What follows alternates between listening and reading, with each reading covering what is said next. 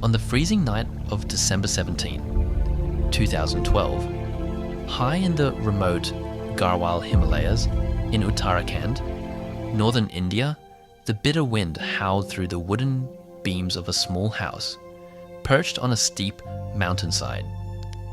Inside, lit only by the weak, flickering flame of an oil lamp, Savitri Devi lay on her deathbed. Her breathing was shallow and labored, her once strong body now fragile. Her son Rahul sat beside her, holding her hand, his young face etched with grief and the heavy burden of long-held resentment. With what little strength remained, Savitri took her son's hand and made her final solemn request. She asked him to undertake a perilous journey deep into the forbidden high mountains to the ancient cave of the eternal flame. The sacred fire in that cave had burned continuously for generations, serving as a spiritual guardian for the villages in the shadow of the great peaks. For more than 10 years, the flame had been extinguished, and many believed this had brought misfortune and hardship to the region. She pressed an old medallion into his palm and begged him to relight the flame. But the task was far more personal than ancient tradition.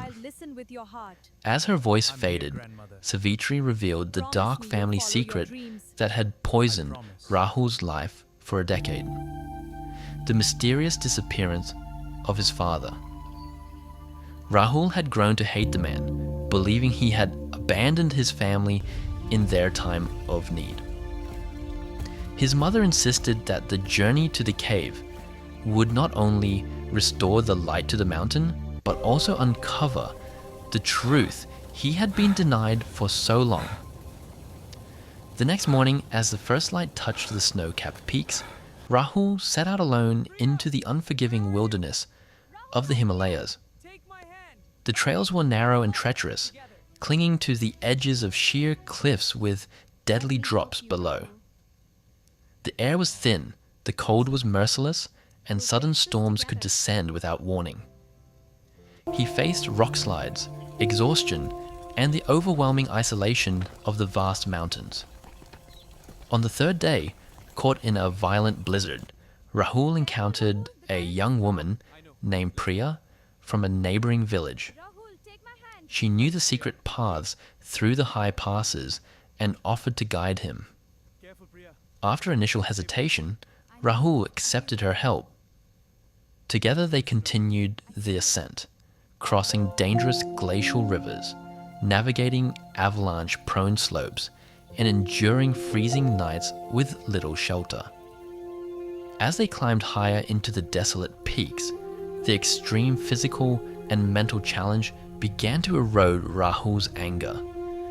The majestic yet merciless beauty of the Himalayas, combined with Priya's quiet strength and wisdom, forced him to confront the pain he had carried for years. The mountains seemed to whisper ancient secrets, pushing him toward revelation. After nearly a week of grueling travel, they finally reached the hidden entrance of the cave of the eternal flame. The cave was dark and imposing, its walls covered in ancient carvings. In the center stood the sacred stone altar. With trembling hands, Rahul placed the medallion in its place. Suddenly, a soft golden light began to fill the chamber. The eternal flame roared back to life with a powerful flame, illuminating the cave with warm golden light. In that sacred moment, the full truth about his father's disappearance was revealed to Rahul. It was a story of sacrifice, duty, and a greater love. Not the abandonment he had believed for so long. Standing in the warm glow of the eternal flame, deep in the heart of the sacred Himalayas, Rahul finally found the peace and closure he had been searching for his entire adult life. His mother's dying wish had been fulfilled, and in doing so, it had healed the deepest wound in his soul. The eternal flame burned brightly once more, a symbol of truth, redemption, and hope in the vast, unforgiving mountains.